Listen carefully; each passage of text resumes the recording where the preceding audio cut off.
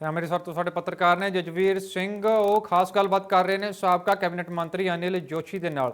ਤੇ ਪੰਜਾਬ ਦੀ ਸਿਆਸਤ ਨੂੰ ਲੈ ਕੇ ਚਰਚਾ ਚੱਲ ਰਹੀ ਹੈ ਕਿ ਕੁਝ ਇਸ ਮੌਕੇ ਅਨਿਲ ਜੋਸ਼ੀ ਦਾ ਕਹਿਣਾ ਹੈ, ਜਾਣ ਲੈਂਦੇ ਹਾਂ।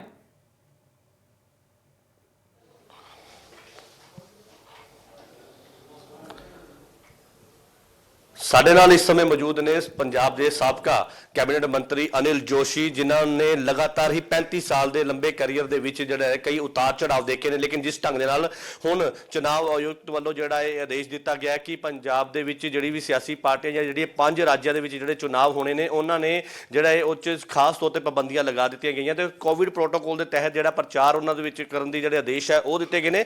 ਗੱਲਬਾਤ ਕਰ ਲੈਂਦੇ ਹਾਂ। ਅਨਿਲ ਜੋਸ਼ੀ ਸਾਡੇ ਨਾਲ ਮੌਜੂਦ ਨੇ। ਜੋਸ਼ੀ ਸਾਹਿਬ, ਇਸ ਵਾਰ ਜਿਹੜਾ ਹੈ अलग ढंग ਜਿਹੜਾ ਪ੍ਰਚਾਰ ਕਰਨ ਦਾ ਦਿੱਤਾ ਗਿਆ, ਕੋਵਿਡ ਪ੍ਰੋਟੋਕੋਲ ਦੇ ਤਹਿਤ ਜਿਹੜਾ ਹੈ ਪ੍ਰਚਾਰ ਕਰਨ ਦੀਆਂ ਜਿਹੜੀਆਂ ਰੋਕਾਂ ਲਗਾਈਆਂ ਗਈਆਂ, ਜਿਹਨੂੰ ਕਹਿ ਸਕਦੇ ਕਿ ਨੁੱਕੜ ਮੀਟਿੰਗ ਜੋ ਵੀ ਬੰਦ ਕਰ ਦਿੱਤੀ ਗਈ, ਸਭਾ ਬੰਦ ਕਰ ਦਿੱਤੀ ਗਈ, ਰੈਲੀਆਂ ਨੂੰ ਬੰਦ ਕਰ ਦਿੱਤਾ ਗਿਆ ਤੇ ਇਹ ਕਹਿ ਦਿੱਤਾ ਗਿਆ ਕਿ ਹੁਣ 5 ਬੰਦਿਆਂ ਦੇ ਨਾਲ ਐਮਐਲਏ ਜਾ ਕੇ ਘਰ ਘਰ ਜਾ ਕੇ ਡੋਰ ਟੂ ਡੋਰ ਜਾ ਕੇ ਪ੍ਰਚਾਰ ਕਰੇ ਨੇ। ਕਿਸ ਤਰ੍ਹਾਂ ਦੇਖਦੇ ਹੋ ਇਸ ਨੇ? ਮੇਰਾ ਖਿਆਲ ਇਹਦੇ ਨਾਲ ਜਿਹੜੀ ਘਰਾਂ ਦੇ ਵਿੱਚ ਛੋਟੀਆਂ ਮੀਟਿੰਗਸ ਆ ਇਨਡੋਰ, ਉਹ ਵੀ ਰਿਜ਼ੋਰਟਸ ਨਹੀਂ ਕਰ ਸਕਦੇ, ਓਪਨ ਗਲੀਆਂ ਸੜਕਾਂ ਤੇ ਨਹੀਂ ਕਰ ਸਕਦੇ, ਪਰ ਘਰ ਦੇ ਵਿੱਚ ਕਿਸੇ ਨੂੰ ਕਨਵਿੰਸਿੰਗ ਜਿਹੜੀ ਆ ਉਹ ਮੇਰਾ ਖਿਆਲ ਉਹ ਵੀ ਅਲਾਉਡ ਆ।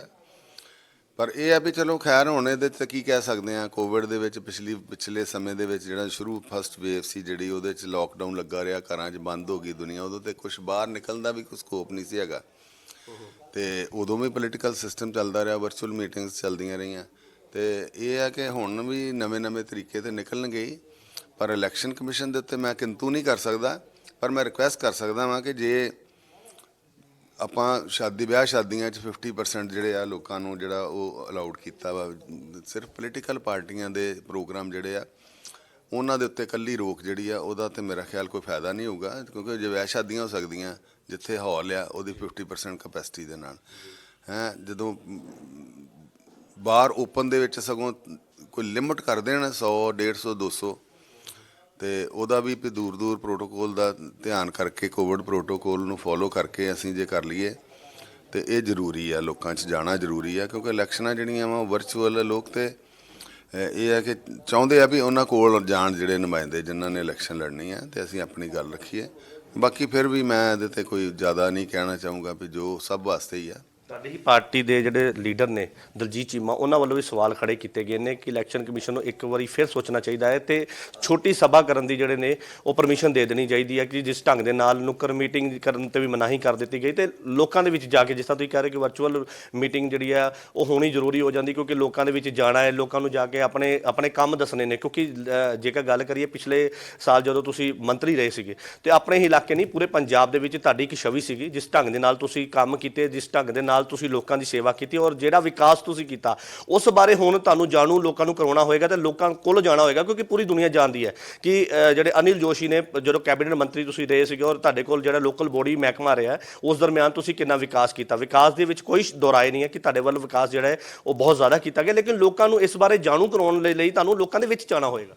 ਹਾਂ ਬਿਲਕੁਲ, ਚੇਤਾ ਕਰਾਉਣਾ ਪੈਂਦਾ। ਲੋਕੀ ਤਾਂ ਸ਼ਾਮ ਦੀ ਰੋਟੀ ਖਾਧੀ ਭੁੱਲ ਜਾਂਦੇ, ਸਵੇਰੇ ਕੀ ਖਾਧਾ ਹੈ, ਇਸ ਕਰਕੇ ਕੰਮ ਵੀ ਯਾਦ ਕਰਾਉਣੇ ਪੈਂਦੇ ਆ। ਜੋ ਡਿਵੈਲਪਮੈਂਟ ਕੀਤੀ ਹੈ ਲੋਕਾਂ ਨੂੰ, ਜਿੱਦਾਂ ਕੋਈ ਫੋਟੋ ਆ ਨਾ ਉਹਦੇ ਉੱਤੇ ਘੱਟਾ ਪੈ ਜਾਂਦਾ ਤੇ ਉਹਨੂੰ ਸਾਫ਼ ਕਰੀਏ ਤੇ ਫਿਰ ਲਿਸ਼ਕ ਜਾਂਦੀ ਆ। ਇਹ ਘੱਟਾ ਜਿਹੜਾ ਵਾ ਨਾ ਉਹ ਥੋੜ੍ਹਾ ਬਹੁਤਾ ਯਾਦਾਂ 'ਤੇ ਵੀ ਪੈ ਜਾਂਦਾ ਤੇ ਲੋਕਾਂ ਨੂੰ ਯਾਦ ਕਰਾਉਣਾ ਜ਼ਰੂਰੀ ਹੈ। ਨਹੀਂ ਤੇ ਜਿਤਨਾ ਅੰਮ੍ਰਿਤਸਰ ਸਾਹਿਬ ਇਹ ਕੂੜੇ ਦਾ ਸ਼ਹਿਰ ਸੀ, ਦਰਬਾਰ ਸਾਹਿਬ ਤੋਂ ਲੋਕੀ ਨਿਕਲਦੇ ਸੀ, ਕੂੜੇ ਦੇ ਦਰਸ਼ਨ ਹੁੰਦੇ ਸੀ, ਚਿੱਕੜ ਸੀ।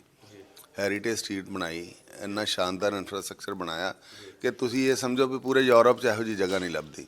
ਇਹ ਮੇਰੇ ਕੌਂਸਟੀਟੂਐਂਸੀ ਜਿਹੜੀ ਹੈ ਜਾਂ ਇੱਥੇ ਵੀ ਕੂੜੇ ਦੇ ਢੇਰ ਹੁੰਦੇ ਸੀ, ਸਿੰਗਲ ਸੜਕਾਂ, ਕੱਚੇ ਪੋਰਸ਼ਨ, ਚਿੱਕੜ, ਗੰਦਗੀ। ਬਟਾਲਾ ਰੋਡ ਹੀ ਨਹੀਂ ਕਦੀ ਬਣੀ, ਫਤਿਹਗੜ੍ਹ ਚੂੜੀਆਂ ਰੋਡ, ਮਜੀਠਾ ਰੋਡ 4 ਲੇਨਾਂ ਕੀਤੀਆਂ ਸਾਰੀਆਂ। ਇਹ ਸਰਕੂਲਰ ਰੋਡ ਦਾ ਅਸਤਿਤਵ ਨਹੀਂ ਸੀ ਕਿਤੇ ਹੈਗਾ, ਇੱਥੇ ਗੰਦਾ ਨਾਲਾ ਸੀ, 4 ਲੇਨ ਕੀਤੀ।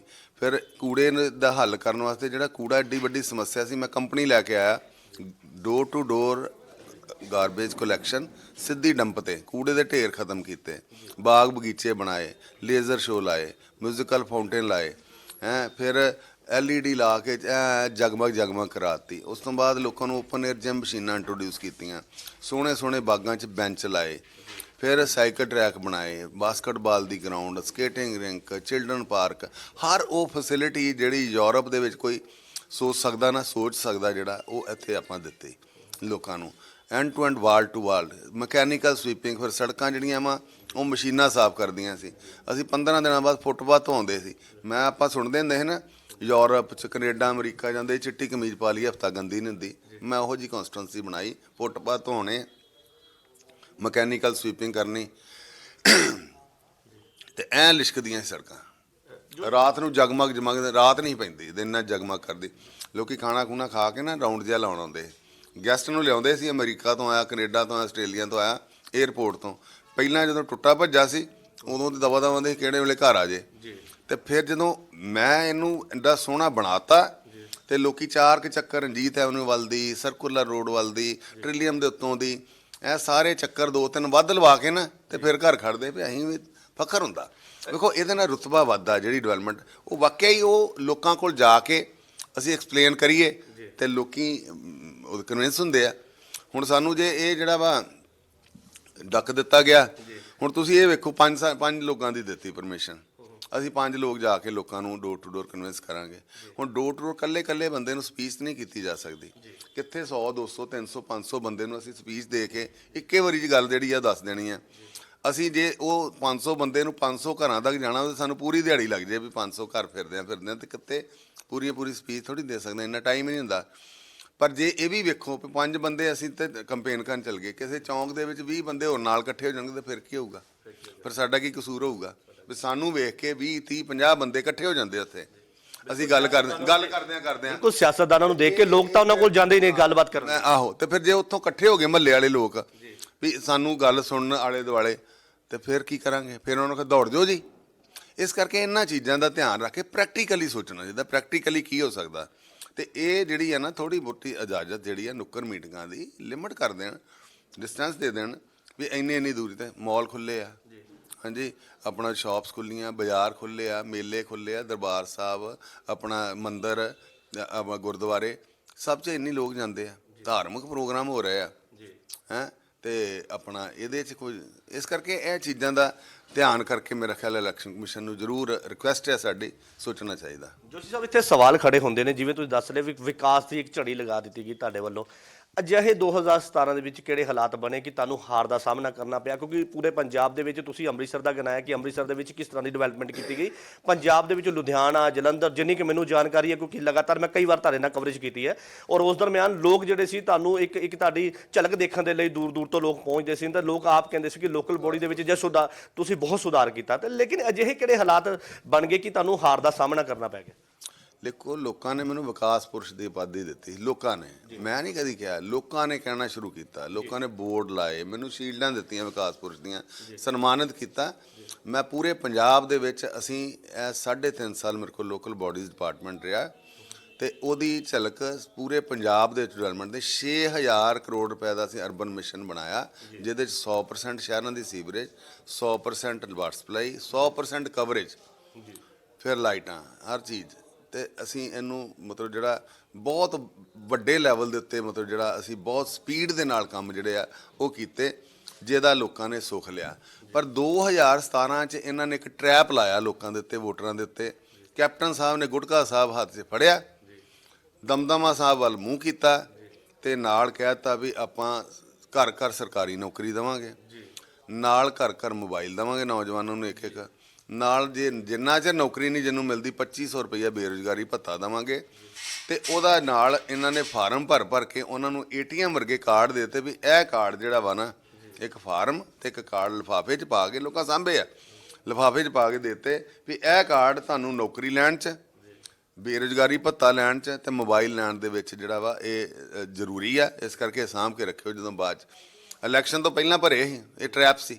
ਇਹਦੇ ਨਾਲ ਇੱਕ ਹੋਰ ਐਡ ਆਨ ਕਰ ਦਿਓ, ਅੱਜ ਵੀ ਫਾਰਮ ਭਰੇ ਜਾ ਰਹੇ ਆ, ਲੇਕਿਨ ਉਹ ਪਾਰਟੀ ਆ ਦੂਸਰੀ, ਉਹ ਹਾਲੇ ਪਏ ਆ, ਉਹ ਲੋਕਾਂ ਕੋਲ ਹਾਲੇ ATM ਕਾਰਡ ਪਏ ਆ, ਤੇ ਦੂਜੀ ਪਾਰਟੀ ਵਾਲੇ ਲੋਕਾਂ ਉਹ ਵੀ ਭਰਨੇ ਸ਼ੁਰੂ ਕਰਤੇ ਆ। ਮੈਂ ਬੇਨਤੀ ਕਰਦਾ ਲੋਕਾਂ ਨੂੰ ਤੁਹਾਡੇ ਰਾਹੀਂ ਵੀ ਇਹ ਚਿੱਟ ਫੰਡ ਕੰਪਨੀਆਂ ਵਰਗਾ ਹਾਲ ਆ ਇਹਨਾਂ ਦਾ, ਜਿਹੜੀਆਂ ਆਉਂਦੀਆਂ ਵਾ ਤੇ ਲੋਕਾਂ ਨੂੰ ਤੁਹਾਡੇ ਪੈਸੇ ਦੂਣੇ ਕਰ ਦਾਂਗੇ, ਤੇ ਇੱਕ ਮੁੰਡਾ ਜਾਂ ਇੱਕ ਕੁੜੀ ਜਿਹੜੀ ਆ ਮਹੱਲੇ 'ਚੋਂ ਰੱਖ ਲੈਂਦੇ ਆ ਵੀ ਤੈਨੂੰ ਅਸੀਂ ਨੌਕਰੀ ਦੇ ਦਿੱਤੀ, ਤੈਨੂੰ 50,000 ਰੁਪਇਆ ਮਹੀਨਾ, 20,000 ਰੁਪਇਆ, 30,000 ਰੁਪਇਆ ਮਹੀਨਾ, ਬੇਰੁਜ਼ਗਾਰੀ ਆ, ਤੇ ਤੁਸੀਂ ਆਪਣੇ ਮਹੱਲੇ 'ਚੋਂ ਸਾਮੀਆਂ ਲਿਆਓ ਤੇ ਉਹਨਾਂ ਨੂੰ ਕਹੋ ਵੀ 4 ਮਹੀਨਿਆਂ 'ਚ ਪੈਸੇ ਦੂਣੇ ਹੋਣਗੇ ਤੁਹਾਡੇ। ਲੋਕੀ ਇਤਬਾਰ ਕਰ ਲੈਂਦੇ ਵੀ ਇਹਦੀ ਕੰਪਨੀ ਆ, ਇਹ ਤਾਂ ਸਾਡੇ ਮਹੱਲੇ ਦੀ ਕੁੜੀ ਆ ਜਾਂ ਮੁੰਡਾ ਵਾ, ਤੇ ਉਹ ਕੋਈ 20,000 ਕੋਈ 50,000 ਲੱਖ ਜੋੜ ਕੇ ਰੱਖਿਆ ਹੁੰਦਾ, ਉਹ ਆਂਦੇ ਵੀ 4 ਮਹੀਨੇ ਦੂਣਾ ਹੋ ਜਾਣਾ, ਤੇ ਆ ਲਓ ਜੀ ਫੜੋ ਰਸੀਦ ਲੈ ਆਉਂਦੇ ਆ।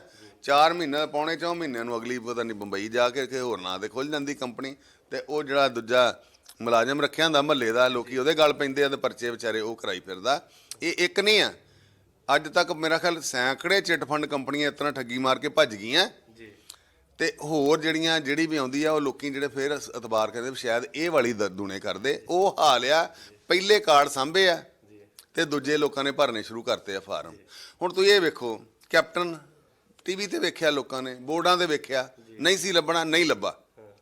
ਕੇਜਰੀਵਾਲ ਨਹੀਂ ਲੱਭਣਾ, ਉਹ ਵੀ ਟੀਵੀ ਤੇ ਬੋਰਡਾਂ ਤੇ ਲੋਕੀ ਵੇਖਦੇ ਆ, ਇੱਕ ਜਗ੍ਹਾ ਤੇ ਸਪੀਚ ਕਰ ਜਾਂਦੇ ਆ, 1000 ਰੁਪਈਆ ਦੇਵਾਂਗੇ, ਆਹ ਗਰੰਟੀ, ਉਹ ਗਰੰਟੀ, 10 ਗਰੰਟੀਆਂ ਮਾਸਟਰਾਂ ਨੂੰ, 5 ਗਰੰਟੀਆਂ ਜਿਹੜੀਆਂ ਵਾ OSCs ਨੂੰ, 10 ਗਰੰਟੀਆਂ ਕਿਸਾਨਾਂ ਨੂੰ, ਦੁਕਾਨਦਾਰਾਂ ਨੂੰ 20 ਗਰੰਟੀਆਂ, ਮਤਲਬ ਸੈਂਕੜੇ ਦੀ ਗਿਣਤੀ 'ਚ ਗਰੰਟੀਆਂ ਉਹਨਾਂ ਦੇਤੀਆਂ। ਹਾਂਜੀ, ਚੰਨੀ ਕਦੀ ਖੰਭੇ ਤੇ ਚੜ ਜਾਂਦਾ, ਕਦੀ ਟੋਏ 'ਚ ਵੜ ਜਾਂਦਾ, ਕਦੀ ਗਾਂ ਕੱਢਣ ਲੱਗ ਪੈਂਦਾ, ਕਦੀ ਤਾਰ ਠੀਕ ਕਰਨ ਲੱਗ ਪੈਂਦਾ, ਕਦੀ ਮਾਈ ਕਹਿੰਦਾ ਮੈਂ ਠੀਕ ਕਰੂੰ, ਕਦੀ ਟੈਂਟ ਲਾ ਦੂੰ, ਕਦੀ ਮੰਜੀ ਉਣ ਦੂੰਗਾ, ਕਦੀ ਸਗਨ ਦਿੱਤਾ 100 ਰੁਪਈਆ, 100 ਕਰੋੜ ਦੇ ਬੋਰਡ ਲਾਤੇ, ਬੱਸਾਂ ਮਗਰ, ਟੀਵੀ ਦੇ ਉੱਤੇ ਐਡ, ਤੇ ਆਪਣਾ ਹੋਲਡਿੰਗਸ ਇੰਨੇ ਲਾਲਾ ਖਰਾਤੀ, 100 ਰੁਪਈਆ ਸਗਨ ਕੀ ਦੇਤਾ, 100 ਕਰੋੜ ਬਰਬਾਦ ਕਰਤਾ ਪੰਜਾਬ ਦਾ। ਤੁਸੀਂ ਸਾਹਿਬ ਇੱਥੇ ਤੁਹਾਡੀ ਗੱਲ ਮੈਂ ਕੱਟਣਾ ਚਾਹਾਂ, ਜਿਹੜੇ ਕੰਮ ਨੂੰ ਲੈ ਕੇ ਕੈਪਟਨ ਸਰਕਾਰ ਜਿਹੜੀ ਲਾਂਭੇ ਕੀਤੀ ਆ ਰਿਹਾ, ਨਾ ਕੈਪਟਨ ਲੱਭਾ, ਨਾ ਚੰਨੀ ਲੱਭਣਾ, ਨਾ ਕੇਜਰੀਵਾਲ ਲੱਭਣਾ। ਅਨਲ ਜੋਸ਼ੀ ਜਿਸ ਕੌਂਸਟੀਟੂਐਂਸੀ ਦੇ ਵਿੱਚੋਂ ਇਲੈਕਸ਼ਨ ਲੜਦਾ ਪਿਆ, ਅਨਲ ਜੋਸ਼ੀ ਗਰੰਟੀ ਦੇਵੇ, ਉਹਦਾ ਤੇ ਲੋਕੀ ਮੰਨਣ ਵੀ ਇੱਥੇ ਮੇਰਾ ਘਰ, ਇੱਥੇ ਮੇਰਾ ਦਫ਼ਤਰ, ਹਰ ਵੇਲੇ ਮੈਂ ਲੋਕਾਂ 'ਚ, ਜੋ ਅਨਲ ਜੋਸ਼ੀ ਕਹੂ ਉਹ ਤੇ ਕਰਕੇ ਦਊਗਾ, ਅੱਗੇ ਕਰਕੇ ਵਿਖਾਇਆ। ਇਹ ਜਿਹੜੇ ਗਰੰਟੀਆਂ ਦਿੰਦੇ ਕਿੱਥੋਂ ਲੱਭਣਗੇ ਜੀ, ਇਹ ਕਿੱਥੋਂ ਲੱਭਣਗੇ? ਇਸ ਕਰਕੇ ਜੋ ਅਨਲ ਜੋਸ਼ੀ ਗਰੰਟੀ ਦਊ ਨਾ ਲੋਕਾਂ ਨੂੰ, ਜਾਂ ਜੋ ਅਨਲ ਜੋਸ਼ੀ ਲੋਕਾਂ ਨੂੰ ਕਹੂੰਗਾ ਵੀ ਮੈਂ ਤੁਹਾਡੇ ਵਿੱਚ ਆ, ਜੋ ਕਹੂੰਗਾ ਕਰਕੇ ਦਊ, ਮੈਂ ਫਾਰਮ ਭਰਾਂ ਤੇ ਫਿਰ ਤੇ ਕੋਈ ਗੱਲ ਬਣਦੀ ਆ। ਮੈਂ ਕੋਈ ਕਾਰਡ ਦੇਵਾਂ ਲੋਕਾਂ ਨੂੰ ਵੀ ਆਹ ਲਓ ਤੁਸੀਂ ਬਣਾਓ, ਆਹ ਤੁਹਾਨੂੰ ਕਰਕੇ ਦੇਵਾਂਗੇ, ਉਹਦਾ ਤਾਂ ਇਤਬਾਰ ਹੋਵੇ ਇੱਥੇ ਹੀ ਆ ਜੋਸ਼ੀ, ਇਹ ਕੋਈ ਕੰਪਨੀ ਦਾ ਬੰਦਾ ਨਹੀਂ ਆਇਆ, ਬਾਕੀ ਤੇ ਕੰਪਨੀਆਂ ਦੇ ਬੰਦੇ ਭਰਦੇ ਪਏ ਆ। ਬਿਲਕੁਲ ਤੁਹਾਡੀ ਇਸ ਗੱਲ ਦੇ ਵਿੱਚ ਸੱਚਾਈ ਹੈ ਕਿ ਕੰਪਨੀਆਂ ਆਉਂਦੀਆਂ, ਵੱਖ-ਵੱਖ ਪਲਾਨ ਲਿਆਉਂਦੀਆਂ, ਪਲਾਨ ਲਿਆ ਕੇ ਲੋਕਾਂ ਨੂੰ ਠੱਗਦੀਆਂ।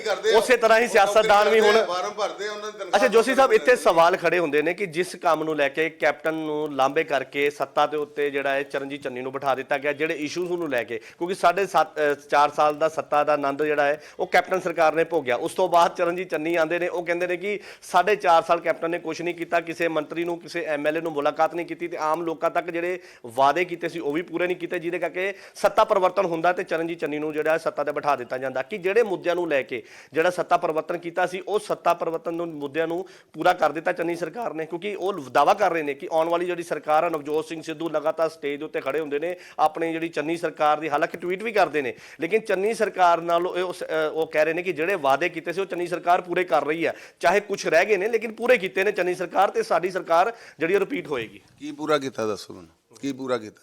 ਬੋਰਡ ਲੱਗਾ 36000 ਮੁਲਾਜ਼ਮ ਪੱਕੇ, 36000 ਮੁਲਾਜ਼ਮ ਪੱਕੇ, ਵੇਖੇ ਨਾ ਬੋਰਡ, ਇੱਕ ਵੀ ਨਹੀਂ ਨਾ ਹੋਇਆ। ਉਹਦਾ ਮਤਲਬ ਕੀ ਹੈ? 36000 ਮੁਲਾਜ਼ਮ ਪੱਕਿਆਂ ਦਾ ਮਤਲਬ ਕੀ ਹੈ? ਵੀ ਜੇ ਕੋਈ ਕਹੂਗਾ ਨਾ ਵੀ ਤੁਸੀਂ ਕਿੱਥੇ ਕੀਤੇ ਜੀ 36000 ਮੁਲਾਜ਼ਮ ਪੱਕੇ, ਸਵਾਲ ਕਰੂਗਾ, ਜੇ ਕੋਈ ਸਵਾਲ ਕਰੂਗਾ ਵੀ 36000 ਮੁਲਾਜ਼ਮ ਪੱਕੇ ਕਿੱਥੇ ਕੀਤੇ, ਉਹਨਾਂ ਕਹਣਾ ਅਸੀਂ ਕਦੋਂ ਲਿਖਿਆ ਪੱਕੇ, ਉਹਨਾਂ ਨੇ ਅਸੀਂ ਲਿਖਿਆ ਪੱਕੇ, ਕੀਤੇ ਤੇ ਅਸੀਂ ਲਿਖਿਆ ਹੀ ਨਹੀਂ। ਤੇ ਜੇ ਕੋਈ ਕਹੂਗਾ ਸਰਕਾਰ, ਜੇ ਕੱਲ ਨੂੰ ਅੱਬਲ ਤੇ ਇਹਨਾਂ ਦਾ ਕੋਈ 0% ਵੀ ਨਹੀਂ ਆ, ਵੀ ਜੇ ਕੱਲ ਨੂੰ ਬਣ ਜੂਗੀ ਜਵਾਬਦੇਹੀ ਫਿਰ ਵੀ ਨਹੀਂ ਹੈਗੀ। ਵੀ ਜੇ ਫਿਰ ਲੋਕਾਂ ਨੇ ਧੋਖਾ ਖਾ ਲਿਆ, ਬਣ ਗਈ, ਤੇ ਕਹਿਣਗੇ ਜੀ ਤੁਸੀਂ 36000 ਮੁਲਾਜ਼ਮ ਪੱਕੇ ਕਰਨੇ, ਤੇ ਉਹਨਾਂ ਕਹਿਣਾ ਜੀ ਅਸੀਂ ਕਰਨੇ ਲਿਖਿਆ ਹੀ ਨਹੀਂ, ਨਾ ਕੀਤੇ ਲਿਖਿਆ ਨਾ ਕਰਨੇ ਲਿਖਿਆ। 36000 ਮੁਲਾਜ਼ਮ ਪੱਕੇ ਲਿਖਦਾ, ਕੀਤੇ ਆ ਜਾਂ ਕਰਨੇ ਆ ਉਹ ਤੇ ਕੋਈ ਲਿਖਿਆ ਹੀ ਨਹੀਂ। ਇਸ ਕਰਕੇ ਇਸ ਗੱਲ 'ਚ ਵੀ ਧੋਖਾ, ਇਸ ਸਲੋਗਨ 'ਚ ਵੀ ਧੋਖਾ, ਜਵਾਬਦੇਹੀ ਨਹੀਂ ਹੈਗੀ ਵੀ ਜਾਂ ਕੀਤੇ ਲਿਖੋ ਤੇ ਜਾਂ ਕਰ ਦਾਂਗੇ ਲਿਖੋ, ਉਹ ਕੁਛ ਨਹੀਂ ਲਿਖਿਆ। ਕੋਈ ਸਵਾਲ ਕਰੂ ਕੀਤੇ ਕਿੱਥੇ ਆ, ਕੋਈ ਲਿਖਿਆ ਹੀ ਨਹੀਂ, ਕਰ ਦੇਣੇ ਆ, ਕਰੋ ਹੁਣ, ਅਸੀਂ ਕਦੋਂ ਲਿਖਿਆ ਸੀ ਕਰ ਦੇਣੇ। ਇਸ ਕਰਕੇ ਇਹ ਡਬਲ ਮੀਨਿੰਗ ਗੱਲਾਂ ਕੰਪਨੀਆਂ ਪਿੱਛੇ ਬੈਠੀਆਂ ਵਾ, ਉਹ ਇਹਨਾਂ ਕੋ ਕਰਾਉਂਦੀਆਂ ਵਾ। ਕਰਨਾ ਕਰਾਉਣਾ ਕੀ ਆ? ਸਭ ਤੋਂ ਵਧੀਆ ਐਡ ਜਿਹੜੀ ਆਉਂਦੀ ਆ ਨਾ ਸ਼੍ਰੋਮਣੀ ਅਕਾਲੀ ਨੇ ਦਿੱਤੀ ਆ, ਉਹ ਸੜੀ ਮੂੰਗਫਲੀ ਨਵੇਂ ਲਿਫਾਫੇ 'ਚ ਆ।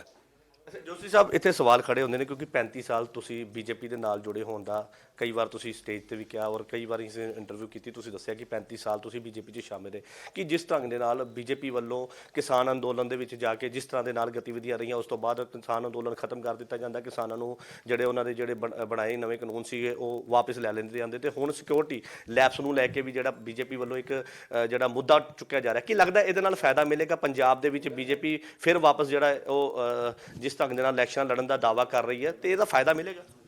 ਲੇਟ ਹੋ ਗਿਆ ਜਦੋਂ ਮੈਂ ਕਹਿੰਦਾ ਸੀ ਨਾ ਇਹੀ ਗੱਲ, ਜਦੋਂ ਮੈਂ ਕਹਿੰਦਾ ਸਮਾਂ ਸੀ, ਸਰਕਾਰ ਬਣਦੀ, ਪਾਰਟੀ ਦਾ ਨੁਕਸਾਨ ਕਰ ਲਿਆ, ਕੈਡਰ ਖਤਮ ਕਰ ਲਿਆ ਥੱਲੋਂ। ਜੋ ਕਿਸਾਨ ਹੁਣ ਆਉਂਦੇ ਆ ਵੀ ਤੁਸੀਂ ਸਾਨੂੰ ਸਾਲ ਤੋਂ ਵੱਧ ਸਵਾ ਸਾਲ ਬਾਅਦ ਛੱਡਿਆ, ਸਾਡੇ 750 ਲੋਕ ਮਰ ਗਏ, ਹੁਣ ਤੁਸੀਂ ਇਹਨੂੰ ਉਹਨਾਂ ਨੂੰ ਵਾਪਸ ਲੈ ਲਿਆ। ਚਲੋ ਜੇ ਮੈਂ ਉਦੋਂ ਜਦੋਂ ਕਿਹਾ ਮੈਂ ਕੀ ਫਿਰ ਗਲਤ ਕਿਹਾ ਸੀ? ਮੈਂ ਇਹੀ ਕਿਹਾ ਸੀ ਵੀ ਜੇ ਤੁਸੀਂ ਸਮਝਾ ਨਹੀਂ ਪਾਏ ਤੇ ਜੇ ਆਪਾਂ ਸਮਝਾ ਨਹੀਂ ਪਾਏ ਤੇ ਆਪਾਂ ਸਮਝ ਲਈਏ। ਮੈਂ ਨਹੀਂ ਕਹਿੰਦਾ ਵੀ ਕਾਨੂੰਨ ਜਿਹੜੇ ਤੁਸੀਂ ਗਲਤ ਬਣਾਏ ਆ, ਪਰ ਇੰਪਲੀਮੈਂਟੇਸ਼ਨ ਦੇ ਵਿੱਚ ਜਦੋਂ ਲੋਕਾਂ ਨੂੰ ਨਹੀਂ ਸੂਟ ਕਰਦੇ, ਲੋਕੀ ਕਹਿੰਦੇ ਇਹ ਕਾਲੇ ਆ, ਇਹ ਸਾਡਾ ਨੁਕਸਾਨ ਕਰਨਗੇ, ਆਪਾਂ ਨੇ ਫਾਇਦਾ ਹੋਊ ਤੁਹਾਡਾ, ਤੇ ਜੇ ਫਾਇਦਾ ਹੀ ਕਰਨਾ ਤੇ ਆਪਾਂ ਉਹਨਾਂ ਨੂੰ ਸੱਦ ਕੇ ਆਖੀਏ ਵੀ ਚਲੋ ਫਿਰ ਤੁਹਾਡਾ ਫਾਇਦਾ ਕਿਤਨਾ ਹੁੰਦਾ ਉਹ ਜੇ ਬਣਾ ਲਈਏ। ਉਹ ਉਦੋਂ ਤੇ ਮੈਨੂੰ ਤੇ ਦਿੱਤਾ ਕੱਢ, ਮੈਂ ਹੀ ਕਹਿੰਦਾ ਸੀ ਵੀ ਜੇ ਨਹੀਂ ਆਪਾਂ ਸਮਝਾ ਪਾਏ ਤੇ ਆਪਾਂ ਸਮਝ ਲਈਏ।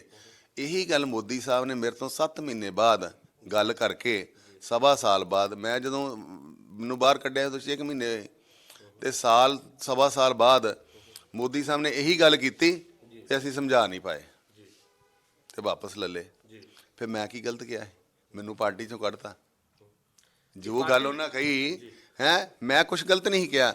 ਮੈਂ ਉਹ ਸਮਾਂ ਸੀਗਾ ਜਦੋਂ ਬੀਜੇਪੀ ਦਾ ਇੱਜ਼ਤ ਹੁੰਦੀ, ਵੀ ਕਿਸਾਨਾਂ ਦੇ ਆਖਿਆਂ ਆਪਣੀ ਪਾਰਟੀ ਦੇ ਲੋਕਾਂ ਨੇ ਸਟੈਂਡ ਲਿਆ, ਤੇ ਬੀਜੇਪੀ ਦੀ ਉੱਪਰਲੀ ਲੀਡਰਸ਼ਿਪ ਨੇ ਇਹਨਾਂ ਨੂੰ, ਸਾਡੀ ਪੰਜਾਬ ਦੀ ਲੀਡਰਸ਼ਿਪ ਜਿਹੜੀ ਆ ਉਹਨਾਂ ਦੇ ਲੱਤਾਂ 'ਚ ਜਾਨ ਹੀ ਸੀ ਹੈਗੀ ਉੱਤੇ ਪੰਜਾਬ ਦਾ ਪੱਖ ਰੱਖ ਸਕਣ। ਮੈਂ ਪੰਜਾਬ ਦੀ ਗੱਲ ਕੀਤੀ, ਮੈਂ ਪੰਜਾਬ ਦੇ ਕਿਸਾਨਾਂ ਦੀ ਇਹੀ ਕਿਹਾ, ਪੰਜਾਬ ਦੇ ਕਿਸਾਨ ਸਾਡੀ ਰੀੜ੍ਹ ਦੀ ਹੱਡੀ ਆ, ਸਾਡਾ ਵਪਾਰ ਉਹਨਾਂ ਨਾਲ ਸਾਂਝਾ, ਸਾਡਾ ਰੋਟੀ ਬੇਟੀ ਦਾ ਰਿਸ਼ਤਾ ਉਹਨਾਂ ਨਾਲ ਸਾਂਝਾ, ਸਾਡੇ ਉਹਨਾਂ ਨਾਲ ਦੁੱਖ ਸੁੱਖ ਸਾਂਝੇ ਆ।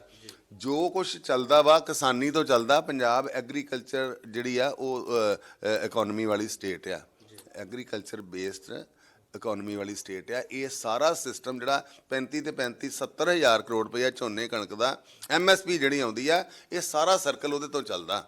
ਇਹ ਜਿਹੜੀ ਖੁਸ਼ਹਾਲੀ ਐਡੇ ਵਿਆਹ ਕਰਦੇ ਲੋਕੀ, ਉਹ ਪੈਸਾ ਹਰ ਇੱਕ ਦੀ ਜੇਬ ਜਾਂਦਾ, ਤੇ ਆਪਾਂ ਜਿਹੜਾ ਵਾ ਇਹਨਾਂ ਕਿਸਾਨਾਂ ਦੇ ਨਾਲ ਇਹ ਮੁੜਦੇ ਵੀ ਨਹੀਂ ਹੁੰਦੇ। ਮੈਂ ਵੀ ਕਿਹਾ, ਮੈਂ ਕਿਹਾ ਪੰਜਾਬ 'ਚੋਂ ਐਜੀਟੇਸ਼ਨਾਂ ਜਿਹੜੀਆਂ ਨਿਕਲੀਆਂ ਇਹਦਾ ਇਤਿਹਾਸ ਵੇਖ ਲਓ, ਇਹ ਮੁੜਦੇ ਨਹੀਂ ਜਾਂਦੇ, ਇਹ ਜਿੱਤ ਕੇ ਮੁੜੇ ਜੇ ਹਲੇ ਤੱਕ, ਨਹੀਂ ਤੇ ਇਹਨਾਂ ਨੂੰ ਕੋਈ ਥਕਾ ਨਹੀਂ ਸਕਦਾ।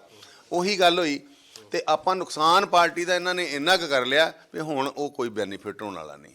ਹੁਣ ਜੋ ਮਰਜ਼ੀ ਕਰ ਲੈਣ, ਲੋਕਾਂ ਨੇ ਆ ਜਿਹੜਾ ਵਾਪਸ ਲੈ ਲਏ। ਫਿਰ ਪ੍ਰਧਾਨ ਮੰਤਰੀ ਦਾ ਵਿਰੋਧ ਕਰਨ ਦਾ ਮਤਲਬ ਨਹੀਂ ਸੀ, ਪਰ ਗੁੱਸਾ ਨਹੀਂ ਗਿਆ ਵੀ ਸਾਡੇ 750-800 ਕਿਸਾਨ ਮਰ ਗਏ ਆ, ਸਾਡਾ ਇੰਨਾ ਨੁਕਸਾਨ ਹੋ ਗਿਆ ਇਕੋਨਮੀ ਦਾ, ਪੰਜਾਬ ਦਾ ਇਕੋਨਮੀ ਦਾ ਨੁਕਸਾਨ ਹੋਇਆ, ਗੱਡੀਆਂ ਬੰਦ ਰਹੀਆਂ, ਵਪਾਰੀਆਂ ਦਾ ਨੁਕਸਾਨ ਹੋਇਆ। ਤੇ ਫਿਰ ਇਹ ਗੱਲ ਉਦੋਂ ਸਮਝ ਲੈਂਦੇ ਜਦੋਂ ਮੇਰੇ ਵਰਗਾ ਬੰਦਾ ਕਹਿੰਦਾ ਪਿਆ ਹੈ। ਬਾਕੀ ਤੇ ਲੀਡਰਸ਼ਿਪ ਦੇ ਪੱਲੇ ਹੀ ਕੁਛ ਨਹੀਂ ਗਾ।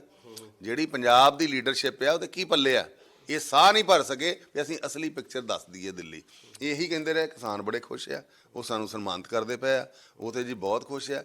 ਇੱਥੇ ਝੂਠੇ ਵਰਚੁਅਲ ਮੀਟਿੰਗਾਂ 'ਚ ਝੂਠੇ ਕਿਸਾਨ ਬਣਾ ਕੇ, ਪੱਗਾਂ ਬਣਾ ਕੇ ਸਾਹਮਣੇ ਭਾਉਂਦੇ ਰਹੇ। ਹਾਂਜੀ, ਇਹ ਜਿਹੜਾ ਵਿਸ਼ਵਾਸ ਇਹਨਾਂ ਨੇ ਆਪਣਾ, ਵੱਡੀ ਗੱਲ ਹੈ ਜਿਹੜੀ ਤੁਸੀਂ ਦੱਸ ਰਹੇ ਹੋ ਕਿ ਝੂਠੇ ਕਿਸਾਨ ਬਣਾ। ਮੈਂ ਤੇ ਉਦੋਂ ਦੀਆਂ ਇੰਟਰਵਿਊਆਂ 'ਚ 20 ਵਾਰੀ ਇਹ ਗੱਲ ਕਹੀ ਹੈ, ਉਹ ਫੋਟੋਆਂ ਹੈਗੀਆਂ ਉਹਨਾਂ ਲੋਕਾਂ ਦੀਆਂ। ਇਸ ਕਰਕੇ ਇਹ ਸਹੀ ਫੀਡਬੈਕ ਦੇਣ ਦੀ ਬਜਾਏ ਪੰਜਾਬ ਦੀ ਲੀਡਰਸ਼ਿਪ ਦਿੱਲੀ ਦੀ ਲੀਡਰਸ਼ਿਪ ਨੂੰ ਗੁੰਮਰਾਹ ਕਰਦੀ ਰਹੀ, ਅਸਲੀ ਪਿਕਚਰ ਦੱਸੀ ਨਹੀਂ। ਜੇ ਮੈਂ ਦੱਸਣ ਦੀ ਕੋਸ਼ਿਸ਼ ਕੀਤੀ, ਮੈਨੂੰ ਕੱਢ ਕੇ ਬਾਹਰ ਮਾਰਿਆ। ਇਸ ਕਰਕੇ ਹੁਣ ਬੀਜੇਪੀ ਆਰਕੀ ਤੇ ਭੁੱਲ ਜੇ, ਬੀਜੇਪੀ ਦਾ ਨਹੀਂ। ਇਸੇ ਗਲਤੀ ਨੂੰ ਸੁਧਾਰ ਰਹੀ ਹੈ, ਤੇ ਇਸੇ ਲਈ ਵੱਡੇ ਵੱਡੇ ਲੀਡਰ ਜਿਹੜੇ ਨੇ ਉਹ ਕਾਂਗਰਸ ਪਾਰਟੀ ਦੇ ਲਾ ਲਈਏ, ਦੂਸਰੇ ਲਾ ਲਈਏ, ਪਾਰਟੀ ਸ਼ਾਮਿਲ ਕਰਾਏ ਜਾ ਰਹੇ ਨੇ। ਕਿਹਾ ਜਾ ਰਿਹਾ ਕਿ ਇਹ ਮਿਸਾਲ ਹੋ, ਜਦੋਂ ਜਹਾਜ਼ ਡੁੱਬਦਾ ਨਾ ਤੇ ਚੂਹੇ ਪਹਿਲਾਂ ਛਾਲਾਂ ਮਾਰ ਕੇ ਭੱਜਦੇ ਆ। ਇਹ ਜਹਾਜ਼ ਕਾਂਗਰਸ ਦਾ ਡੁੱਬ ਰਿਹਾ ਨਾ, ਤੇ ਉਹ ਛਾਲਾਂ ਮਾਰ ਕੇ ਭੱਜਦੇ ਪਏ ਆ, ਤੇ ਦੂਜੀ ਕਸ਼ਤੀ ਦਾ ਸਹਾਰਾ ਲੈਂਦੇ ਪਏ ਆ। ਪਰ ਇਹ ਡਿਫਾਲਟਰ ਲੋਕ ਆ ਜਿਹੜੇ ਗਏ ਆ ਬੀਜੇਪੀ ਦੇ ਵਿੱਚ, ਜਿੰਨੇ ਗਏ ਆ ਨਾ, ਉਹ ਡਿਫਾਲਟਰ ਲੋਕ ਆ। ਉੱਥੋਂ ਦੇ ਹਲਕਿਆਂ ਦੇ ਲੋਕੀ ਉਹਨਾਂ ਨੂੰ ਗਾਲਾਂ ਕੱਢਦੇ ਪਏ ਆ। ਇੱਥੇ ਇੱਕ ਗਿਆ ਸੀ ਆਪਣਾ ਕੀ ਨਾਂ ਦਾ, ਇੱਥੋਂ ਕਿਹੜਾ ਸ਼ਹਿਰ ਹੈ, ਲਾਡੀ ਹੈ, ਉਹ ਤੀਜੇ ਦਿਨ ਉਹਨੂੰ ਬੰਦ ਫੋਨ ਕਰ ਲਿਆ, ਸਾਰੇ ਗਾਲਾਂ ਕੱਢਣ ਹਲਕੇ ਦੇ ਲੋਕ। ਹੈਂ, ਤੂੰ ਆਈ ਸਹੀ ਵਿੱਚ, ਅਖੀਰ ਆਉਂਦਾ ਨਹੀਂ ਜੀ ਮੈਂ ਵਾਪਸ ਆ ਗਿਆ। ਇਹ ਬਾਕੀਆਂ ਦਾ ਵੀ ਹਾਲ ਇਹ ਆ, ਸੱਪ ਦੇ ਮੂੰਹ 'ਚ ਕੋੜ ਕਰਨੀ ਆ ਗਈ ਆ। ਉਹ ਨਾ ਉਧਰ ਜੋਗੇ ਨਾ ਹੁਣ ਉਧਰ ਜੋਗੇ ਆ। ਤੁਹਾਨੂੰ ਨਹੀਂ ਲੱਗਦਾ ਬਣਨਾ ਕੱਖ ਨਹੀਂ ਆ, ਵਾਪਸ ਜੋਗੇ ਵੈਸੇ ਨਹੀਂ ਹੈਗੇ। ਇਸ ਕਰਕੇ ਮਤਲਬ ਬੀਜੇਪੀ ਦੇ ਨੂੰ ਆਪਣਾ ਕੈਡਰ ਖੜਾ ਕਰਨਾ ਚਾਹੀਦਾ ਸੀ, ਸਮੇਂ ਸਿਰ ਮਜ਼ਬੂਤ ਲੀਡਰ ਪੈਦਾ ਕਰਨੇ ਚਾਹੀਦੇ ਸੀ। ਪੰਜਾਬ ਦੀ ਫੀਡਬੈਕ ਜਿਹੜੀ ਆ ਉਹ ਮੰਨਣੀ ਚਾਹੀਦੀ ਸੀ, ਪਰ ਇਹ ਆ ਵੀ ਉਹ ਸਮਾਂ ਇਹਨਾਂ ਨੇ ਨਿਘਾ ਲਿਆ। ਥੱਲੜਾ ਕੈਡਰ ਤੇ ਜਿਹੜੇ 30 40 ਸਾਲ ਤੋਂ ਲੱਗੇ ਸੀ, ਕੋਈ ਜ਼ਿਲ੍ਹੇ ਲੈਵਲ ਤੱਕ ਦੇ ਦੂਜੇ, ਉਹ ਸਾਰੇ ਕੋਈ ਕਿਸੇ ਪਾਰਟੀ ਚਲ ਗਏ, ਕੋਈ ਕਿਸੇ ਪਾਰਟੀ ਚਲ ਗਏ। ਜਦੋਂ ਜਿਨ੍ਹਾਂ ਦਾ ਮਨ ਇਹ ਸੀ ਵੀ ਇਹ ਕਿਸਾਨੀ ਮਸਲਾ ਹੱਲ ਹੋਣਾ ਚਾਹੀਦਾ, ਨਹੀਂ ਮੰਨਿਆ ਉੱਤੇ ਕਿਸੇ ਨੇ, ਕਿਉਂਕਿ ਦਿੱਲੀ ਦੀਆਂ ਪਾਰਟੀਆਂ ਜਿੰਨੀਆਂ ਵੀ ਹਨ ਉਹਨੂੰ ਪੰਜਾਬ ਨਾਲ ਕੋਈ ਲੈਣਾ ਦੇਣਾ ਨਹੀਂ ਗਾ। ਹੁਣ ਕੇਜਰੀਵਾਲ ਆ, ਚਲੋ ਦੱਸੋ ਉਹਨੂੰ ਪੰਜਾਬ ਦੀ ਧਰਤੀ ਨਾਲ ਕੀ ਲੈਣਾ ਦੇਣਾ, ਉਹਨੂੰ ਕੋਈ ਤੇ ਮੋਹ ਆ, ਤੁਹਾਡੀਆਂ ਫੀਲਿੰਗਸ ਦੇ ਨਾਲ ਉਹਨਾਂ ਨੂੰ ਕੋਈ ਦਰਦ ਥੋੜੀ ਹੁੰਦਾ। ਉਹ ਤਾਂ ਰਾਜ ਕਰਨਾ ਚਾਹੁੰਦੇ ਆ, ਝੂਠ ਮਾਰ ਕੇ, ਟਰੈਪ ਲਾ ਕੇ, ਆ ਗਰੰਟੀ ਆ, ਉਹ ਗਰੰਟੀ ਆ, ਉਹ ਗਰੰਟੀ। ਭੋਲੇ ਲੋਕ ਆ ਪੰਜਾਬ ਦੇ, ਇਹ ਠੱਗੀ ਖਾ ਜਾਂਦੇ ਆ ਚਿੱਟ ਫੰਡ ਕੰਪਨੀਆਂ ਵਾਂਗੂ ਹੀ, ਤੇ ਉਹੀ ਉਹ ਕਰਦਾ ਰਿਹਾ, ਕਰਦਾ ਪਿਆ। ਦਿੱਲੀ ਤੇ ਦਿੱਤਾ ਨਹੀਂ ਕਿਸੇ ਨੂੰ ਯਾਰ। ਇਸੇ ਗੱਲ ਤੇ ਮੈਂ ਆ ਰਿਹਾ ਕਿ ਜਿਸ ਢੰਗ ਦੇ ਨਾਲ ਪੰਜਾਬ ਦੇ ਵਿੱਚ ਸੋਨੀਆ ਗਾਂਧੀ, ਰਾਹੁਲ ਗਾਂਧੀ, ਪ੍ਰਿਯੰਕਾ ਗਾਂਧੀ, ਉਹਨਾਂ ਨੂੰ ਕੀ ਲੈਣਾ ਦੇਣਾ ਪੰਜਾਬ ਦੀ ਧਰਤੀ ਨਾਲ। ਬਿਲਕੁਲ ਮੈਂ ਇਸੇ ਗੱਲ ਨੂੰ ਕਰ ਰਿਹਾ, ਜਿਸ ਢੰਗ ਦੇ ਨਾਲ ਪੰਜਾਬ ਦੇ ਮੁੱਦਿਆਂ ਨੂੰ ਛੱਡ ਕੇ ਹੁਣ ਸਿਆਸਤ ਕੀਤੀ ਜਾ ਰਹੀ ਹੈ, ਵਿਕਾਸ ਦੇ ਮੁੱਦਿਆਂ ਨੂੰ ਛੱਡ ਕੇ ਲਾਂਭੇ ਕਰਕੇ ਮੁਫਤ ਦੀ ਰਾਜਨੀਤੀ ਕੀਤੀ ਜਾ ਰਹੀ ਹੈ। ਕਦੀ ਐਲਾਨ ਹੋ ਰਿਹਾ 1000 ਰੁਪਇਆ ਮਹੀਨਾ, ਕੋਈ ਕਹਿ ਰਿਹਾ 2000 ਰੁਪਇਆ ਮਹੀਨਾ, ਕੋਈ ਕਹਿ ਰਿਹਾ ਮੈਂ ਇਹ ਸੁਵਿਧਾ ਦੇਵਾਂਗਾ, ਕੋਈ ਕਹਿ ਰਿਹਾ ਮੈਂ ਇਹ ਸੁਵਿਧਾ। ਤੁਹਾਨੂੰ ਨਹੀਂ ਲੱਗਦਾ ਵਿਕਾਸ ਦੇ ਮੁੱਦਿਆਂ ਨੂੰ ਹਟਾ ਕੇ ਹੁਣ ਮੁਫਤ ਦੀ ਰਾਜਨੀਤੀ ਜਿਹੜੀ ਹੈ ਪੰਜਾਬ ਦੇ ਵਿੱਚ ਹੀ ਜਿਹੜੀ ਕਰਨੀ ਸ਼ੁਰੂ ਕਰ ਦਿੱਤੀ ਹੈ, ਤਾਂ ਕਿ ਸੱਤਾ ਜਿਹੜਾ ਪਰਿਵਰਤਨ ਕੀਤਾ ਜਾਵੇ, ਸੱਤਾ ਹਾਸਲ? ਉਹਨਾਂ ਨੂੰ ਇਹ ਲੱਗਾ, ਕੇਜਰੀਵਾਲ ਐਂਡ ਕੰਪਨੀ ਨੂੰ ਇਹ ਲੱਗਾ, ਉਹਦਾ and company private limited company ਆ, ਉਹਨੂੰ ਇਹ ਲੱਗਾ ਵੀ ਪਿਛਲੀ ਵਾਰੀ ਗੁਟਕਾ ਸਾਹਿਬ ਦੀ ਸਹੁੰ ਖਾਧੀ ਉਹਨੇ ਵੀ ਆਹ ਦਊਂਗਾ, ਲੋਕੀ ਫਸ ਗਏ। ਮੈਂ ਵੀ ਯਾਰ ਕੀ ਇਹ ਜਿਹੜਾ ਵਾ ਨਾ ਟਰੈਪ ਲਾਦਾ, ਪਰ ਲੋਕ ਹੁਣ ਸੁਚੇਤ ਵੀ ਆ। ਲੋਕਾਂ ਨੂੰ ਸਹੁੰ ਤੋਂ ਵੱਧ ਕਿਸੇ ਚੀਜ਼ ਤੇ ਯਕੀਨ ਨਹੀਂ ਵੀ ਜੇ ਸਹੁੰ ਵਾਲਾ ਭੱਜ ਗਿਆ ਤਾਂ ਗਰੰਟੀਆਂ ਵਾਲਾ ਕਿੱਥੇ ਰਹੂਗਾ। ਨਾਲੇ ਤੁਹਾਨੂੰ ਪਹਿਲਾਂ ਦੱਸਿਆ ਵੀ ਗਰੰਟੀ ਜਿਹੜੀ ਆ ਉਹ ਅਨਿਲ ਜੋਸ਼ੀ ਦੀ ਮੰਨਣਗੇ ਲੋਕੀ, ਕਿ ਜਿਹੜੇ ਇਹ ਦਿੱਲੀੋਂ ਆਉਣੇ ਉਹਨਾਂ ਦੀ ਮੰਨਣਗੇ। ਜਿਹੜੇ ਕੌਂਸਟੀਟੂਐਂਸੀ ਦੇ ਵਿੱਚ ਰਹਿੰਦੇ ਆ, ਜਿਹੜੇ ਐਮਐਲਏ ਲੜਦੇ ਪਏ ਆ, ਗਰੰਟੀ ਉਹ ਦੇਣ ਜਿਹੜੀ ਦੇਣੀ ਆ। ਕੇਜਰੀਵਾਲ ਨਾ ਕੋਈ ਕੇਜਰੀਵਾਲ ਦੇ ਨਾਂ ਤੇ ਵੋਟ ਮੰਗਦਾ ਪਿਆ ਹੈ, ਕੋਈ ਕਿਸੇ ਪਾਰਟੀ ਦੇ ਨਾਂ ਤੇ, ਕੋਈ ਕਿਸੇ ਲੀਡਰ ਦੇ ਨਾਂ ਤੇ ਮੰਗਦਾ ਪਿਆ। ਆਪਣੇ ਬਲਬੂਤੇ ਮੰਗਣ ਨਾ ਵੀ ਆਹ ਕੀਤਾ ਇਸ ਕਰਕੇ ਸਾਨੂੰ ਵੋਟ ਪਾਓ। ਜਿੰਨਾ ਚਿਰ ਕੈਂਡੀਡੇਟ ਬੇਸਡ ਪੋਲਿਟਿਕਸ ਨਹੀਂ ਹੁੰਦੀ, ਉਹਨਾਂ ਚਿਰ ਇਹ ਪੋਲੀਟੀਕਲ ਰੈਵੋਲੂਸ਼ਨ ਨਹੀਂ ਆ ਸਕਦਾ। ਜਿਹੜਾ ਕੈਂਡੀਡੇਟ ਚੰਗਾ ਕੰਮ ਕਰਨ ਵਾਲਾ, ਇਮਾਨਦਾਰ ਹੈ, ਜਿਹਨੇ ਪ੍ਰੂਵ ਕੀਤਾ, ਲੋਕੀ ਵਾਹ ਪਾਰਟੀ ਉਹਦੇ ਪਾਰਟੀਆਂ ਦੇ ਉੱਪਰ ਉੱਠ ਕੇ ਉਹਦੇ ਨਾਲ ਖੜੇ ਹੋਣੇ ਚਾਹੀਦੇ ਆ। ਪਾਰਟੀਆਂ ਵੀ ਆਪੇ ਸੋਚਣਗੀਆਂ ਵੀ ਸਾਨੂੰ ਕਿਹੜੇ ਲੀਡਰ ਚਾਹੀਦੇ ਆ, ਕਿਹਨਾਂ ਨੂੰ ਟਿਕਟਾਂ ਦੇਣੀਆਂ ਚਾਹੀਦੀਆਂ। ਇਹ ਪੋਲੀਟੀਕਲ ਰੈਵੋਲੂਸ਼ਨ ਇਹ ਹੋਊਗਾ, ਨਾ ਕਿ ਇੱਕ ਪਾਰਟੀ ਦਿੱਲੀੋਂ ਬੈਠੀ ਇੱਥੇ ਜਿਹਨੂੰ ਮਰਜ਼ੀ ਖਿਲਾਰ ਦੇ ਤੇ ਗਰੰਟੀਆਂ ਉੱਥੋਂ ਦੇਈ ਜਾਵੇ ਦਿੱਲੀੋਂ। ਹੁਣ ਦਿੱਲੀੋਂ ਕੇਜਰੀਵਾਲ ਨੂੰ ਕੌਣ ਫੜਨ ਜਾਊ ਜੀ? ਪੰਜਾਬ 'ਚੋਂ, ਇੱਥੋਂ ਆਬਾਦੀਆਂ ਸਾਡੀਆਂ 'ਚੋਂ, ਜਾਂ ਇੱਥੋਂ ਕਿਸੇ ਪਿੰਡ ਜਨਾਲੇ 'ਚੋਂ, ਜਾਂ ਇੱਧਰ ਰਾਜਾ ਸਾਂਸੀ ਦੇ ਕਿਸੇ ਪਿੰਡ 'ਚੋਂ ਦਿੱਲੀ ਲੱਭਣ ਜਾਊ ਕੇਜਰੀਵਾਲ ਨੂੰ? ਤੂੰ ਭਾਈ ਗਰੰਟੀ ਦਿੱਤੀ, ਕੈਂਡੀਡੇਟ ਤੇ ਆਪਣੇ ਬਲਬੂਤੇ ਆਪਣੇ ਨਾਂ ਤੇ ਕੁਝ ਕਹਿੰਦਾ ਹੀ ਨਹੀਂ ਪਿਆ। ਉਧਰੋਂ ਕੈਪਟਨ ਨੇ ਕਹਿਤਾ ਸੀ ਮੈਂ ਕਰੂੰ, ਕੈਪਟਨ ਦੀ ਫੋਟੋ ਲਾ ਕੇ ਕਾਰਡ ਦੇ ਦਿੱਤੇ। ਆਪਣੀ ਫੋਟੋ ਲਾ ਕੇ ਦੇਣ ਨਾ। ਪਿਛਲੀ ਵਾਰ 2017 ਦੇ ਵਿੱਚ ਆਮ ਆਦਮੀ ਪਾਰਟੀ ਨੇ 20 ਸੀਟਾਂ ਹਾਸਿਲ ਕਰ ਲਈਆਂ ਸੀ। ਕੀ ਲੱਗਦਾ ਇਸ ਵਾਰ ਕਿੰਨੀਆਂ? ਕਹਿੰਦੇ ਤਾਂ 100 ਸੀ, ਲੇਕਿਨ 20 ਆਈਆਂ। ਹਲਵਾਈ ਲਾਏ ਸੀ ਇਹਨਾਂ, ਰਿਜ਼ਲਟ ਆਇਆ ਜਦੋਂ ਹਲਵਾਈ ਲਾਏ, ਬੁੱਕ ਕੀਤੇ ਹਾਲ, ਉਦੋਂ 100 ਕਹਿੰਦੇ ਸੀ, 20 ਆਈਆਂ। ਹੁਣ 50 ਕਹਿੰਦੇ ਆ, 5 ਆਉਣਗੀਆਂ। ਵੇਖ ਲਿਓ ਥੱਲੇ ਕਿੱਥੇ ਕੈਡਰ, ਨਾ ਲੀਡਰ।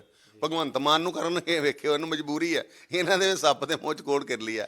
ਜਿੱਦਣ ਭਗਵੰਤ ਮਾਨ ਅਨਾਉਂਸ ਹੋਇਆ, ਹੁਣ ਪੰਜਾਬ ਦੇ ਲੋਕ ਜਿਹੜੇ ਆ ਰੋਟੀ ਖਾਂਦਿਆਂ ਵਿੱਚ ਡਿੱਗਣ ਡਿਆ ਸਿਰ ਹੈ, ਉੱਥੇ ਭੱਜ ਕੇ ਪਿਛਲੀ ਸੀਟ ਤੇ ਲੰਮੇ ਪੈਣ ਡਿਆ। ਪੱਤਰਕਾਰ ਉਹਨੂੰ ਸਵਾਲ ਕਰਦਾ ਪਿਆ ਤੇ ਉਹ ਲੁਕਦਾ ਪਿਆ ਐ ਕਰਕੇ ਲੰਮੇ ਪੈ ਕੇ। ਲੋਕਾਂ ਦੀ ਐਡੀ ਪੰਜਾਬ ਦੀ ਕਿਸਮਤ ਮਾੜੀ, ਮੈਨੂੰ ਦੱਸੋ। ਪੰਜਾਬ ਇੰਨਾ ਹੀ ਡਿੱਗ ਪਿਆ ਵੀ ਇਹੋ ਜਿਹੇ ਸਾਡੇ ਮੁੱਖ ਮੰਤਰੀ ਹੋਣਗੇ, ਕੀ ਹਾਸੋ ਹੀ ਨਹੀਂ ਪੂਰੀ ਦੁਨੀਆ 'ਚ ਹੋਊਗੀ ਪੰਜਾਬੀਆਂ ਦੀ। ਕੀਤਾ ਕੀ ਜੇ?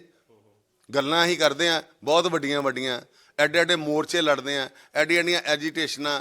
ਅਸੀਂ ਬਾਰਡਰਾਂ ਦੇ ਉੱਤੇ ਬੈਠੇ ਆ, ਮੂੰਹ ਮੋੜਦੇ ਨੇ ਦੁਸ਼ਮਣ ਦਾ ਹੈ। ਅਸੀਂ ਆਜ਼ਾਦੀ ਦੇ ਵਿੱਚ ਸਭ ਤੋਂ ਵੱਧ ਕੁਰਬਾਨੀਆਂ ਪੰਜਾਬੀਆਂ ਨੇ ਕੀਤੀਆਂ। ਹਰ ਯੁੱਧ ਪੰਜਾਬੀਆਂ ਨੇ ਲੜ ਕੇ ਜਿੱਤਿਆ। ਇਹਦੇ ਸਿਕੰਦਰ ਰੁਕਿਆ ਨਹੀਂ ਕਿਸੇ ਨੂੰ। ਬਿਆਸ ਦੇ ਉੱਤੇ ਪੰਜਾਬ ਦੇ ਵਿੱਚ ਜਦੋਂ ਆਇਆ ਰੋਕ ਲਿਆ ਇੱਥੇ। ਇਹ ਪੰਜਾਬੀ ਯੋਧੇ ਆ। ਤੇ ਸਾਡੀ ਐਡੀ ਕਿਸਮਤ ਮਾੜੀ ਆ ਵੀ ਇਹ ਜਿਹੜੇ ਆ ਜਾਂ ਉੱਤੋਂ ਦਿੱਲੀੋਂ ਆ ਕੇ ਸਾਡੇ ਤੇ ਰਾਜ ਕਰਨ, ਜਾਂ ਰਿਮੋਟ ਨਾਲ ਅੰਗਰੇਜ਼ਾਂ ਨੂੰ ਰਾਜ ਕਰਨ। ਇਹ ਕੇਜਰੀਵਾਲ ਦਾ ਅੰਗਰੇਜ਼ ਸਿਸਟਮ ਆ। ਜਿਸ ਤਰ੍ਹਾਂ ਬ੍ਰਿਟੇਨ ਤੋਂ ਚਲਾਉਂਦੇ ਸੀ ਨਾ, ਤੇ ਉੱਤੇ ਗਵਰਨਰ ਲੈਵਲ ਤੱਕ ਜਾਂ ਵੱਡੇ ਅਫਸਰ ਜਿਹੜੇ ਅੰਗਰੇਜ਼ਾਂ ਦੇ ਸੀ, ਥੱਲੇ ਫੌਜ ਤੇ ਆਪਣੀ ਮਰਨ ਮਰਾਉਣ ਤੇ ਲਾਈ ਸੀ। ਸਾਡੇ ਹੀ ਪੁਲਿਸ ਵਾਲੇ ਸੀ ਤੇ ਸਾਨੂੰ ਹੀ ਮਾਰਦੇ ਪਏ ਸੀ।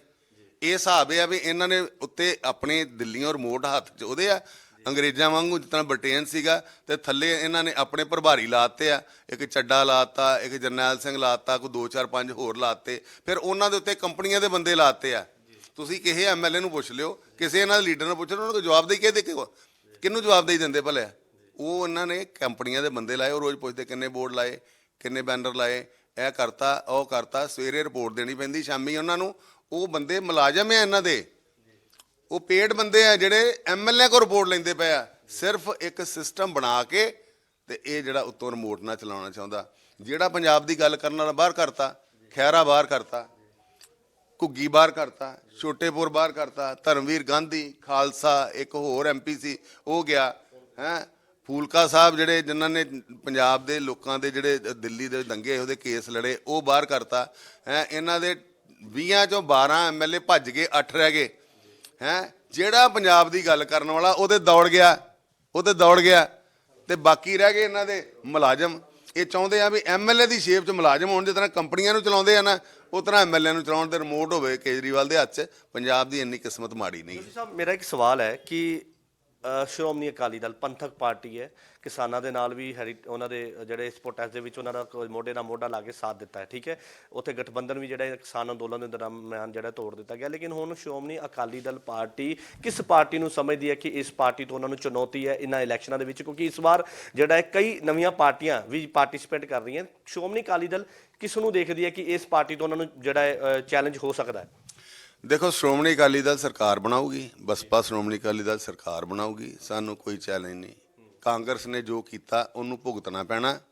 ਕਾਂਗਰਸ ਨੇ ਜੋ ਹਾਲ ਕੀਤਾ ਲੋਕਾਂ ਦਾ, ਜੋ ਝੂਠ ਬੋਲਿਆ ਸੀ, ਕਿਸਾਨਾਂ ਦਾ 90,000 ਕਰੋੜ ਕਰਜ਼ਾ ਮਾਫ ਕਰਨਾ ਹੈ ਇਹਨਾਂ ਨੇ, ਨਸ਼ਾ ਬੰਦ ਕਰਨਾ ਹੈ, ਵੱਧ ਨਸ਼ੇ ਦੇ ਨਾਲ ਮਰੇ, ਕਿਸਾਨਾਂ ਨੇ ਵੱਧ ਖੁਦਕਸ਼ੀਆਂ ਕੀਤੀਆਂ। ਇਸ ਕਰਕੇ ਲੋਕ ਉਹਦੇ ਤੋਂ ਫਾਇਦਾ ਪਿਆ। ਦੂਜੇ ਜਿਹੜੇ ਉਹਦਾ ਕੋਈ ਸਟਰਕਚਰ ਨਹੀਂ, ਨਾ ਥੱਲੇ ਕੈਡਰ ਤੇ ਨਾ ਉੱਤੇ ਲੀਡਰ। ਤੁਹਾਨੂੰ ਦੱਸਿਆ ਹੀ ਹੈ ਮੈਂ ਵੀ ਜੋ ਉਹਨਾਂ ਦੀ ਇੰਨੀ ਕਿਸਮਤ ਮਾੜੀ ਨਹੀਂ ਗਈ। ਸ਼੍ਰੋਮਣੀ ਅਕਾਲੀ ਦਲ ਇੱਕੋ ਇੱਕ ਪਾਰਟੀ ਹੈ ਜਿਹਨੇ ਬੈਲੈਂਸ ਰੱਖਿਆ ਸੀ, ਵੈਲਫੇਅਰ ਸਕੀਮਾਂ ਵੀ ਚਲਾਈਆਂ, ਡਿਵੈਲਪਮੈਂਟ ਵੀ ਕੀਤੀ। ਇੱਥੋਂ ਹੁਣ ਚੰਡੀਗੜ੍ਹ ਜਿਹੜਾ 2-2.5 ਘੰਟਿਆਂ 'ਚ ਪਹੁੰਚ ਜਾਂਦੇ ਆ, ਕਿੰਨੇ ਬਣਾਈ ਸੜਕ। ਇੱਥੋਂ ਬਠਿੰਡੇ 2 ਘੰਟੇ ਪਹੁੰਚ ਜਾਂਦੇ, 5 ਘੰਟੇ ਲੱਗਦੇ ਸੀ। ਮੈਂ ਇੱਕ ਦਿਨ ਚੰਡੀਗੜ੍ਹੋਂ ਬਠਿੰਡੇ ਗਿਆ, 2 ਘੰਟੇ ਪਹੁੰਚ ਗਿਆ। ਇੱਕ ਵਾਰੀ ਗਿਆ 5.5 ਘੰਟੇ ਲੱਗੇ। ਲੁਧਿਆਣਿਓਂ 1 ਘੰਟੇ ਦੇ ਵਿੱਚ ਅਸੀਂ ਚੰਡੀਗੜ੍ਹ ਪਹੁੰਚ ਜਾਂਦੇ ਹਾਂ। ਇੱਥੋਂ ਅਸੀਂ ਜਾਂਦੇ ਸੀ ਪਠਾਨਕੋਟ, ਬਟਾਲਾ ਹੀ ਨਹੀਂ ਸੀ ਆਉਂਦਾ। ਘੰਟੇ ਕੁ ਬਾਅਦ ਵੇਖੀ ਤਾਂ ਬਟਾਲਾ ਨਹੀਂ ਲਿਆ ਆਇਆ। ਹੁਣ ਘੰਟੇ 'ਚ ਪਠਾਨਕੋਟ ਪਹੁੰਚ ਜਾਂਦੇ ਤੇ 15-20 ਮਿੰਟ ਬਟਾਲਾ ਕਿਹੜੇ ਵੇਲੇ ਲੰਘ ਜਾਂਦਾ ਪਤਾ ਹੀ ਨਹੀਂ ਲੱਗਦਾ। ਇਹ ਹਾਈਵੇਜ਼, ਇਹ ਸਮਾਂ